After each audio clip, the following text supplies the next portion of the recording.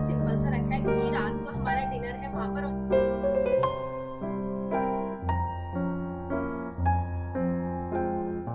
तो फ्रेंड्स अभी हम लोग चलने के लिए तैयार हैं।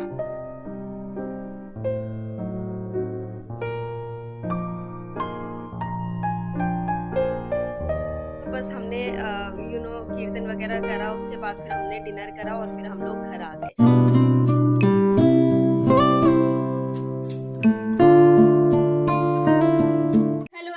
हर हर महादेव, आप सभी को welcome back my channel Ayushi Rana life style.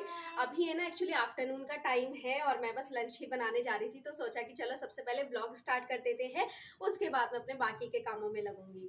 तो बस लंच बनाना है, उसके बाद फिर मुझे काफ़ी सारे अभी काम जो है फिनिश करने हैं और शाम को फिर मुझे जाना है। यहाँ पर पास में ही दी रहती है मेरी एक, डर गई तो ना यहाँ पर ना पास में ही दी रहती है मेरी एक, तो उनके यहाँ पे छठी है कान्हा जी की। एक्चुअली वो ना अभी कुछ ही दिन पहले नए कान्हा जी लेके आई है, छोटे से लड्डू गोपाल जी, तो उनकी ही छठी है। तो मुझे वहाँ पर भी जाना है शाम को, तो इसलिए मैंने ना फटाफट से जो है अपने सारे ही काम मैं फिनिश कर लूँगी।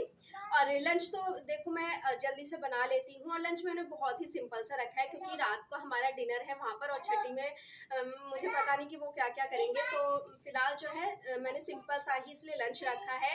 दाल तड़का मैं बनाने वाली हूँ, राइस हो जाएंगे और चपातियाँ हो जाएंगी, और थोड़ा सा मैंने रायता बना लिया है क्योंकि गर्मी के टाइम पे रायता तो हमारे यहाँ जरूर ही खाया जाता है, तो थोड़ा सा रायता हो जाएगा बूंदी का। तो ये सारी चीज़ें ही जो है मतलब कि मैं अभी बनाने वाली हूँ लंच में। और उसके बाद फिर काफ़ी सारे काम काफ़ी सारे क्या, बस कपड़ों का ही काम मुझे निपटाना है। कपड़े फोल्ड करने काफ़ी सारे हो रखे हैं और कपड़ों को आयरन करना है, तो वो सारे काम मुझे निपटाने हैं। उसके बाद फिर शाम को मैं जाऊँगी दी के घर, और जब जैसा भी होगा जो भी होगा सब कुछ आपके साथ शेयर करूँगी, तो मेरे पूरे ब्लॉग में बने रहिएगा।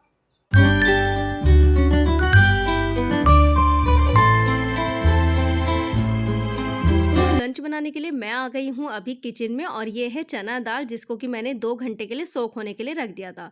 इससे क्या होता है ना, दाल जल्दी ही बन जाती है और ज़्यादा हमें सीटी लगाने की ज़रूरत नहीं पड़ती है। तो यूजुअली जब भी मुझे इस तरह से चने की दाल बनानी होती है ना, तो मैं उसको 1 घंटा या 2 घंटे सोख करके रख देती हूँ। उससे क्या होता है, हमें विसल कम लगानी पड़ती है और टाइम भी हमारा कम लगता है खाना बनाने में। तो अभी मैंने कुकर में जो है दाल ट्रांसफ़र कर ली है। उसके बाद अब मुझे इसमें डालना है हल्दी पाउडर, थोड़ा सा हींग चुटकी भर, और उसके बाद नमक, और ये सारी चीज़ें डालने के बाद यूजुअली जैसे हम लोग दाल बनाते ही हैं अपने घरों में, ठीक उसी तरीके से सारे मसाले, मतलब कि ये सभी मसाले डालकर और फिर मैं इसको बनने के लिए रख दूँगी। तो चना दाल ना मेरे यहाँ पर इस तरह से खाई जाती है, मतलब कि जैसे कि कई जगह पे मैंने देखा है चने दाल की साथ-साथ काली दाल मिक्स कर कर बना देते हैं, या फिर चना दाल के साथ-साथ थोड़ी-सी लौकी डाल कर भी बना देते हैं। बट मेरे यहाँ पर जो है दोनों तरीके से नहीं खाई जाती है, क्योंकि हस्बैंड को पसंद नहीं है और उनको पसंद नहीं है, तो फिर वो हमारे घर में जो है, मतलब कि मेरे घर में जो है इस तरह से सिंपल ही बनाई जाती है, और दोनों तरीके की दाल जो है वो नहीं बनाई जाती है, एक काली दाल डालकर और एक लौकी डालकर। तो वो चीज़ मतलब कि वो दोनों ही चीज़ें जो है मेरे घर में नहीं बनाई जाती है चने दाल के साथ। तो सिंपल चना दाल मैंने बनाई है यहाँ पर, और देखिए कम से कम अब मुझे इसमें 4 विसल लगानी होगी, और 4 विसल में ये आराम से कुक हो जाएगी। अब क्योंकि अगर मैं सोक नहीं करके रखती ना, तो मुझे इसमें कम से कम 5 से 6 विसल तो लगानी पड़ती, या फिर 6 से 7 विसल भी लग सकती थी। लेकिन मैंने सोक करके रखी तो इसमें मुझे 4 विसल में ही ये अच्छे से कुक हो जाएगी। अब बारी आती है, इतनी दाल कुक हो रही है, इतने में यहाँ पर रायता बना के रख लेती हूँ। गर्मियों के मौसम में रायता नहीं खाया तो मतलब कि खाना अधूरा-सा ही लगता है। तो मेरे घर पर ना यूजुअली जो है रायता खाया जाता है अधिकतर। कभी-कभी मैं बूंदी का रायता बना लेती हूँ, कभी-कभी फिर मैं खीरे का रायता बना लेती हूँ, और कभी-कभी मैं जो उबले हुए आलू होते हैं ना, उनको और प्याज डालकर उसका रायता बना लेती हूँ। और कभी-कभी मैं स्वीट रायता बना लेती हूँ, यानी कि सारे के सारे फ्रूट रायता जो होता है वो बना लेती हूँ। सारे के सारे फ्रूट्स वगैरह डालकर उसमें थोड़ी-सी शुगर ऐड करके और थोड़ा-सा काला नमक ऐड करके इस तरह से बना लेती हूँ। तो डिफ़रेंट तरीके के जो है रायता हम लोग लेते ही हैं खाने के साथ में। तो यहाँ पर मैं बिल्कुल सिंपल तरीके से ही रायता बना रही हूँ, और हमारे घर में ना जैसे कभी-कभी तड़का भी लगा के बनाया जाता है, बट मेरे घर में क्या होता है कि इस तरह से सिंपल रायता ही खाया जाता है। दही ले ली है, उसमें बूंदियाँ ऐड कर दी हैं, थोड़ी-सी कसूरी मेथी ऐड कर दी है, थोड़ा-सा काला नमक और थोड़ा-सा व्हाइट सॉल्ट ऐड करके इसको मिक्स कर दिया है, और इसकी कंसिस्टेंसी आप लोग अपने हिसाब से रखिएगा, क्योंकि मुझे बहुत ज़्यादा ज़्यादा गाढ़ा लग रहा था ये, तो इसलिए मैंने इसमें थोड़ा-सा पानी ऐड कर दिया है, क्योंकि बूंदी भी फूलेगी और फिर रायता जो है वो थोड़ा-सा थिक हो जाएगा।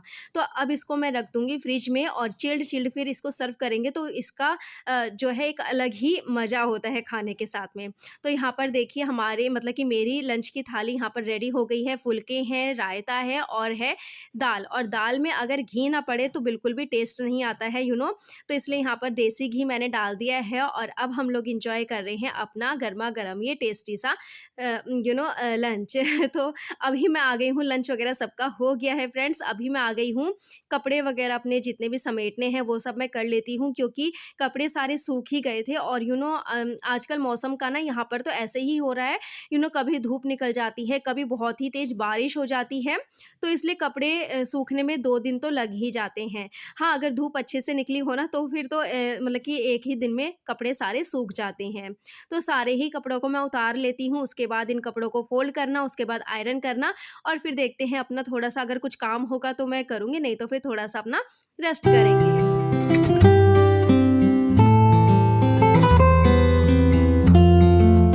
घर के सारे काम एक तरफ होते हैं और ये कपड़ों का काम एक तरफ होता है, जो कि बहुत ज़्यादा बड़ा होता है। मैं तो यही मानती हूँ कि कपड़ों का काम सबसे ज़्यादा बड़ा होता है।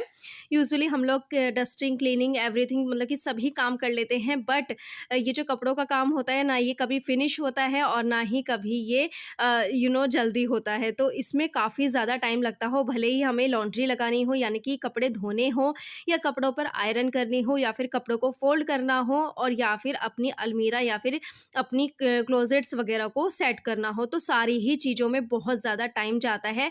कपड़ों से रिलेटेड जो चीज़ें होती हैं ना, उसमें तो ज़्यादा टाइम लगता ही लगता है। तो अभी देखिए कपड़े धोने, उसके बाद उनको सुखाना बहुत ज़्यादा मुश्किल हो जाता है और आज के टाइम में यानी कि जो ये मौसम चल रहा है ना आजकल, तो इस टाइम पर तो कपड़ों को सुखाना बहुत ज़्यादा डिफ़िकल्ट है अपने काम एक बहुत बड़ा टास्क है अपने आप में ही। आप लोगों की क्या राय है इस बारे में मुझसे ज़रूर शेयर करना कमेंट करके।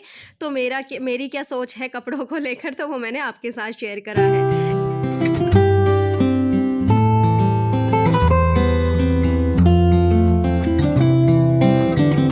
जैसा कि मैंने आप सबको अभी कहा कि कपड़ों का काम मेरे लिए सबसे बड़ा होता है घर के पूरे कामों में, सारे ही कामों में, तो इसलिए मैं इस काम को कभी भी मतलब कि नज़रअंदाज नहीं करती हूँ। जब मैं कपड़े धोती हूँ ना और जब वो सूख जाते हैं, तो मैं यही मतलब कि कोशिश करती हूँ कि मैं साथ के साथ उनको फ़ोल्ड कर दूँ और साथ के साथ आयरन कर दूँ, क्योंकि कपड़ों का काम ऐसा है कि अगर मैंने एक बार छोड़ दिया ना, तो वो फिर आगे जो है बढ़ते जाएँगे और फिर वही है कि हमारा मतलब कि मेरा जो टाइम है वो और भी ज़्यादा आगे टाइम टेकिंग हो जाएगा, फिर ये मेरे लिए काम काफ़ी लंबा समय लगेगा फिर मुझे इस काम को निपटाने के लिए। तो इसलिए जितने भी कपड़े होते हैं मैं साथ के साथ फ़ोल्ड करती रहती हूँ, साथ के साथ मैं उनको अच्छे से आयरन करके और फिर अच्छे से कबर्ड में सेट कर देती हूँ। और जब कभी भी मैं लॉन्ड्री वगैरह सेट करती हूँ यानी कि कपड़े फ़ोल्ड करके अपनी कबर्ड्स वगैरह में रखती हूँ, तो मैं साथ के साथ अपनी कबर्ड में जितने भी कपड़े इधर-उधर फैले होते हैं, तो उनको भी मैं साथ के साथ ही जो है अच्छे से सेट कर देती हूँ। उससे क्या होता है ना कि कबर्ड में जितने भी कपड़े होते हैं वो एक सलीके से लगे रहते हैं, इधर-उधर फैले नहीं रहते हैं, कबर्ड बिल्कुल भी मैस नहीं होता है। कपड़े सारे आयरन हो गए हैं और फ़ोल्ड तो मैंने कर ही दिए थे, तो कपड़ों का काम तो ख़ैर हो गया है, काफ़ी टाइम लग जाता है ना, इन कामों में बहुत टाइम लग जाता है। तो अब मैं थोड़ी देर रेस्ट करूँगी और अभी 3 बज रहे हैं, तो मैं थोड़ी देर रेस्ट करती हूँ, उसके बाद फिर तैयार होंगे और फिर जाएँगे दीदी के घर। दी के घर और देखते हैं कि वहाँ पर कैसा है, क्या है, उन्होंने क्या-क्या कर रखा है। तो मैं आपसे मिलूँगी सीधा शाम को, इवनिंग के टाइम पे। अभी तो वैसे इवनिंग ही हो रही है, 3 बज रहे हैं, लेकिन मतलब कि जब जाऊँगी मैं आपसे तभी मिलूँगी अब। और तब तक मैं करती हूँ थोड़ा-सा रेस्ट, क्योंकि काफ़ी सारा काम हो गया है, थोड़ा-सा रेस्ट भी ज़रूरी है। तो फ्रेंड्स अभी हम लोग चलने के लिए तैयार हैं और शाम हो गई है, और जस्ट अपनी साइकिल अंदर कर दे, उसके बाद फिर हम निकलते हैं। और ज़्यादा दूर का तो रास्ता है नहीं, थोड़ा ही टाइम लगेगा, तो गर्मी बहुत ज़्यादा हो रही है, तो फिर चलिए चलते हैं और देखते हैं कैसा होता है प्रोग्राम। तो ये हैं हमारे छोटे से प्यारे से लड्डू गोपाल जी, जिनकी आज छठी है और इन्हीं के लिए ही आज का सारा प्रोग्राम है। भजन कीर्तन सब इन्हीं के ही लिए हो रखा है। और ये है खाटू श्याम बाबा जी, और इनको ना दी ने मंदिर में रखा हुआ है, तो मैंने इसलिए आपको मंदिर में ही इनको दिखा दिया है। और ये है छोटे-छोटे से और भी लड्डू गोपाल जी, जो कि बहुत ही सुंदर लग रहे हैं देखने में। लड्डू गोपाल जी बहुत ही प्यारे लगते हैं। गुड मॉर्निंग एवरीवन, और अभी सुबह के 7 बज रहे हैं। एक्चुअली कल रात ना मैंने आपके साथ, आप लोग सोचोगे कि मैं गई और मैंने आपके साथ कुछ भी शेयर नहीं करा। एक्चुअली क्या हुआ ना कि काफ़ी सारे गेस्ट आए हुए थे, और मैंने आपको कान्हा जी की झलक तो दिखा दी है कि जिन कान्हा जी की छठी थी, जो कान्हा जी के लिए प्रोग्राम रखा गया था, तो वो तो मैंने आपके साथ शेयर कर दिया था। बट मैंने और चीज़ इसलिए आपके साथ शेयर नहीं करी थी क्योंकि काफ़ी सारे गेस्ट थे, हमने काफ़ी सारी बातें वगैरह करी और बच्चे डांस कर रहे थे, भजन कीर्तन चल रहा था। तो उस बीच में कैमरे स्टार्ट करना और सारी चीज़ें ही शूट करनी, तो वो थोड़ा-सा ना पॉसिबल नहीं हो पाता है अपने लिए, क्योंकि हर कोई इंसान ना कैमरे के सामने कंफर्टेबल नहीं होता है। तो इसलिए मैंने कुछ भी मतलब कि शूट नहीं करा। और वैसे भी भजन कीर्तन चल रहा था तो मन बहुत अच्छा लग रहा था, तो इसलिए बस कुछ माइंड से भी स्लिप हो गया। और तो बस फिर ना बस हमने कीर्तन वगैरह करा, उसके बाद फिर हमने डिनर करा और फिर हम लोग घर आ गए। 10 साढ़े 10 बजे तक हम लोग आ गए थे घर, और काफ़ी मन भी लगा वहाँ पे जाके। और वहाँ पे ना मुझे काफ़ी सारे अपने सब्सक्राइबर भी मिले प्यारे-प्यारे, तो मैंने उनके साथ भी काफ़ी बात करी और काफ़ी खुश हो रहे थे वो मेरे सारे वीडियोस देखते हैं, और बहुत अच्छा लगा कल तो अभी ना मॉर्निंग का टाइम है और बहुत सारी बातें हो गई हैं आपके साथ।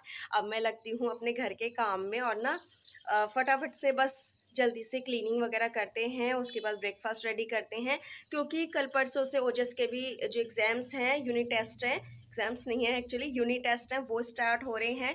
उसकी भी मुझे तैयारी करवानी है, और भी बहुत सारे मेरे काम जो हैं वो मेरे पेंडिंग पड़े हुए हैं, तो काफ़ी सारे काम मुझे आज फिनिश करने हैं।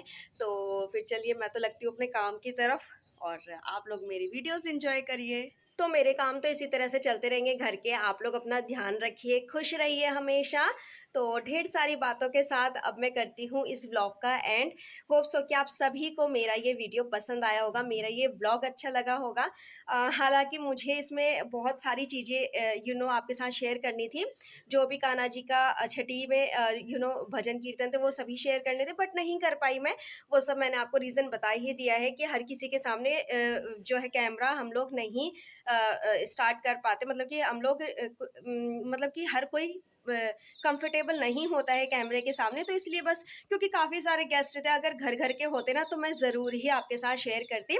एनीवे, और अगर ऐसा कुछ भी आगे मौका मिलता है, कुछ भी ऐसा प्रोग्राम होता है, तो आपके साथ मैं ज़रूर शेयर करूँगी। तो अभी मैं करती हूँ इस वीडियो का एंड। होप सो कि आप सभी ने एंजॉय करा होगा मेरे इस व्लॉग को। अगर आपने एंजॉय करा है तो प्लीज़ लाइक करिए, मुझे कमेंट करके बताइए। और तो मिलते हैं अभी नेक्स्ट वीडियो में। तो okay friends, bye bye and take care.